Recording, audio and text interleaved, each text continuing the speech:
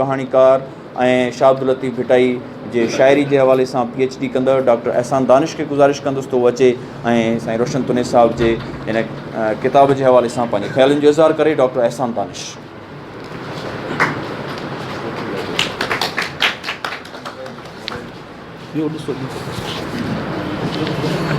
साईं स्टेज ते मौजूदु सभई मुअज़्ज़िज़ शख़्सियतूं ऐं मुंहिंजे साम्हूं मौजूदु ओतिरी इज़त जे लाइक़ु सभई दोस्त, सभिनी खे हक़ु मौजूदु।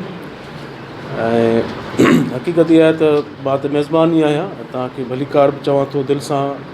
ऐं इन ॻाल्हि जो अहसासु बि आहे त साईं रोशन अली तुनियो साहिबु जेॾो अदब जो हिकिड़ो वॾो नालो, वॾी हिकिड़ी शख़्सियत, उन जे शायाने शान ते ई प्रोग्राम न आहे, पर उहो चवंदा आहिनि त थोरा बि थालीअ में भला। असांजी दिलि त तमामु कुशादी आहे, पोइ जॻह हिते जेको आहे इतफ़ाक़ सां नंढी थोरी थी पई आहे। पर मां सम्झां थो जेकॾहिं हिन अॼोके प्रोग्राम में असां ऑडियंस में 200 माण्हू विहारे छॾियूं त बि ॻाल्हाइण वारा इहे ई हुजूं हा जेके अॼु हिते ॻाल्हायूं था। इन करे मां हिन प्रोग्राम खे बामक़सद सम्झां थो, काराइतो सम्झां थो।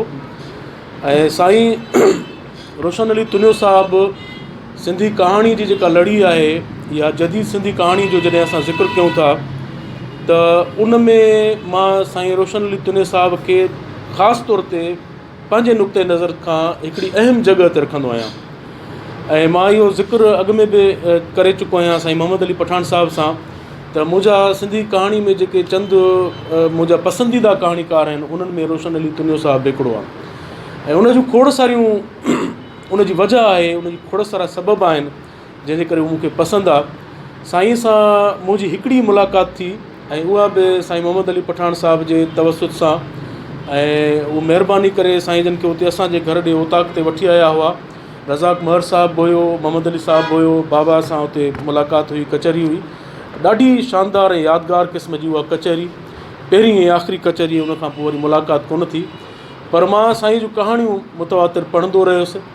ऐं साईं जी पहिरीं कहाणी जेका मां पढ़ी, जंहिं मूंखे बेहद मुतासिर कयो, उहा हुई पंहिंजो जेका हिन में इतफ़ाक़ सां कहाणी शामिलु न कई वई आहे। मां ख़ुदि हिन ते हैरान आहियां त उहा छो शामिलु कोन्हे। उहा पाछे वारी जेका कहाणी हुई, उघाड़ो पाछो, उघाड़ो पाछो, इहा कहाणी ॾाढी टिपिकल क़िस्म जी कहाणी हुई। पर उन खां पोइ जॾहिं असां 2000 सन में जीवन पीड़ा प्यार किताब सहेड़े रहियासीं, लाड़काणे जी 36 कहाणीकारनि जूं कहाणियूं उन में असां शामिलु कयूं हुयूं, त वरी असां साईं रोशन तुने साहिब जी कहाणी ॻोल्हणु शुरू कई। ऐं साईं मोहम्मद अली साहिब ई महिरबानी करे उन जी कहाणी असांखे ॾिनी। मां सम्झां थो उन कहाणी जी अहमियत जो अंदाज़ो उन मां लॻाए सघिजे थो जो उहा कहाणी बाद में पंहिंजो संदसि किताब जी टाइटल स्टोरी बणी, मंशूर ॿुॾी वियो। छा त कहाणी आहे, माना क्लास जी हिकिड़ी कहाणी आहे। सिंधी जदीद जेका कहाणी आहे उन में असां वटि 2 क़िस्मनि जा कहाणीकार मिलनि था जिन 2 क़िस्मनि जे मौज़ूअनि ऐं माहौलनि में कहाणियूं लिखियूं आहिनि। ऐं अहिड़ा तमामु थोरा कहाणीकार आहिनि जिन ॿाहिराड़ीअ जे पस मंज़र में, देहाती माहौल में कहाणियूं लिखियूं ऐं इन सतह जूं कहाणियूं लिखियूं। ऐं मूंखे तमामु घणी ख़ुशी थींदी आहे त जॾहिं उन ॿाहिराड़ी जे पस मंज़र में लिखंदड़ कहाणीकार जेके आहिनि उन्हनि में जॾहिं असां ज़िक्र कंदा आहियूं त उन में पंहिंजो ख़ुदि पलीज साहिब बि लिखियूं आहिनि, अब्दुल हक आलमाणी बि लिखियूं आहिनि ऐं ॿियनि खोड़ सारनि कहाणीकारनि। पर उन्हनि कहाणीकारनि में 2 वॾा कहाणीकार मां सम्झां थो त हिन लाड़काणे सां ताल्लुक़ु रखनि था। हिकिड़ो रोशन अली तुनियो साहिबु ऐं ॿियो मलक आघाणी साहिबु। ॿई क्लास जा कहाणीकार जिन ॿाहिराड़ीअ जे वायुमंडल में कहाणियूं लिखियूं। ऐं ख़ासि तौर ते जेको रोशन साहिबु आहे उन जूं त असांखे कहाणियूं जेके आहिनि अक्सर, ऐं साईं असांजे नंगर चने साहिबु हुन में लिखियो आहे त 87% उन जूं कहाणियूं अहिड़ियूं आहिनि जेके ॿाहिराड़ीअ जे पस मंज़र में लिखियलु आहिनि। ॿाहिराड़ीअ जे पस मंज़र में लिखणु ॾुखियो आहे, पर साईं रोशन तुनियो साहिबु उनखे इन तरह सां सोलो बणायो आहे जीअं साईं उन जे फ़र्ज़नि ते ज़िक्र करे वियो त उनजी का बि कहाणी जेका आहे उहा ख़याली कहाणी न आहे पर सचूं कहाणियूं। त जॾहिं सचूं कहाणियूं हूंदियूं आहिनि, सचा किरदार घुमंदे फिरंदे नज़र ईंदा आहिनि, त उन्हनि खे पोर्ट्रेट करण में वधीक रियलिटी जेका आहे असां उहा शामिलु थी वेंदी आहे। छो त उहे चवंदा फिरंदा नज़र ईंदा आहिनि, जीअं हूंदा आहिनि उहे उन्हनि खे उन तरह सां पेश कबो आहे। साईं मोहम्मद अली साहिबु ॿुधायो त असांजो मलक आघाणी साहिबु हिकिड़ो नाविल लिखियो जेको संदसि ॻोठ जे हिकिड़े पस मंज़र में लिखियलु नाविल हो, पर हुन इन हद ताईं उनखे रियलिटी ॾिनी हुई जो उनजे किरदारनि जा नाला बि साॻिया रखी छॾिया आहिनि, जेके बाद में वरी तब्दील करे ऐं ॿिया रखिया विया।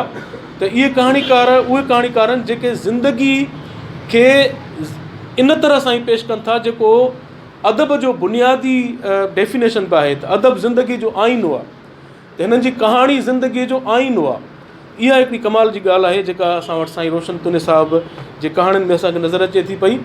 ऐं ॿाराड़ी जे हवाले सां उन जूं तमामु हसीन कहाणियूं आहिनि, ख़ासि तौरु जेके मूंखे तमामु घणियूं पसंदि आहिनि।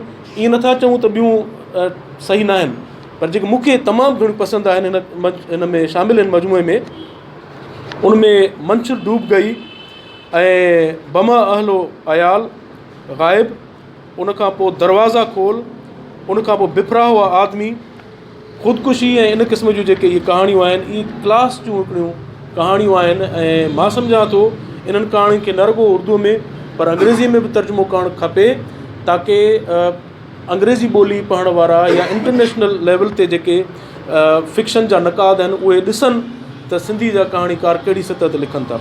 मज़ेदार ॻाल्हि इहा आहे त साईं रोशन तुने साहिब पंहिंजी ज़िंदगीअ में, शायदि मां ग़लति हुजां त करेक्ट कजो, पंहिंजी ज़िंदगी में कुल 20 कहाणियूं लिखियूं आहिनि ऐं जमाल अबड़े साहिब पंहिंजी ज़िंदगी में कुल 17 कहाणियूं लिखियूं हुयूं।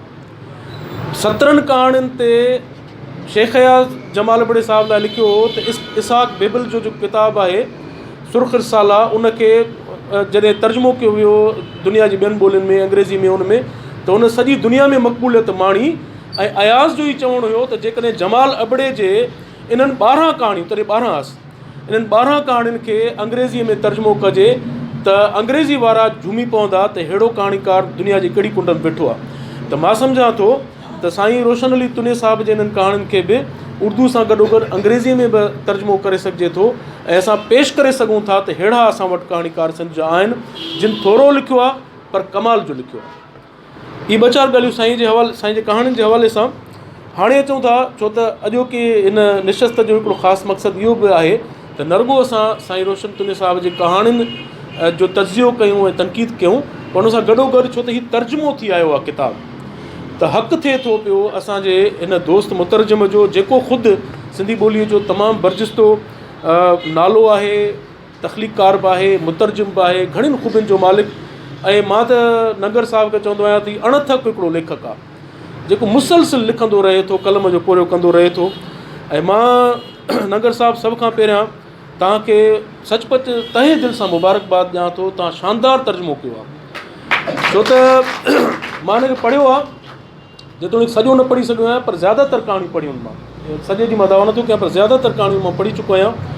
ऐं ख़ासि तौर ते मूंखे 2 कहाणियूं हुन में पढ़णियूं हुयूं जिन में मूंखे टेस्ट करिणो हो त तव्हांजे तर्जुमे जो मयार छा आहे, छो त उहे मुंहिंजूं रोशन तुने साहिब जूं सिंधीअ में उहे कहाणियूं पढ़ियल आहिनि, सिंधीअ में सभु पढ़ियल आहिनि, उहे पढ़ियल हुओ। मां ॾिसणु पियो चाहियां त नंगर इन्हनि कहाणियुनि खे कीअं निभायो आहे, छो त वाक़ई बि यकीन कयो त उन्हनि कहाणियुनि खे उर्दू, अंग्रेज़ी या कंहिं बि ॿोलीअ में ट्रांसलेट करणु तख़लीक़ खां घटि न आहे। माना तव्हां ॼण रिक्रिएट कयो आहे उन्हनि कहाणियुनि खे, वरी तख़लीक़ कयो आहे, वरी जनमु ॾिनो आहे। एतिरी महिनत तव्हां कई हूंदी हिन तर्जुमे लाइ, हक़ीक़त इहा आहे। ऐं उन में ख़ासि तौर ते हिन जी टाइटल स्टोरी जेका आहे दरवाज़ा खोल ऐं मंशूर ॿुॾी वियो, मंशूर डूब गई, इहे 2 क्लास जूं कहाणियूं आहिनि। ऐं एॾी हुन जी ॾुखी ॿोली आहे, ॿाराड़ी जी टर्मिनोलॉजी, उहा टिपिकल इस्तिलाह साज़ी, उहे उन्हनि खे तव्हां जॾहिं ख़ूबसूरत अंदाज़ में तर्जुमो कयो आहे, यकीन ॼाणो जेकॾहिं कंहिंखे ख़बर न हुजे त नंगर चनो सिंधी लेखक आहे त उहो यकीन न कंदो त हीउ सिंधी लेखक आहे, छो त हिन तर्जुमे जी ॿोली एॾी पुख़्तगीअ वारी आहे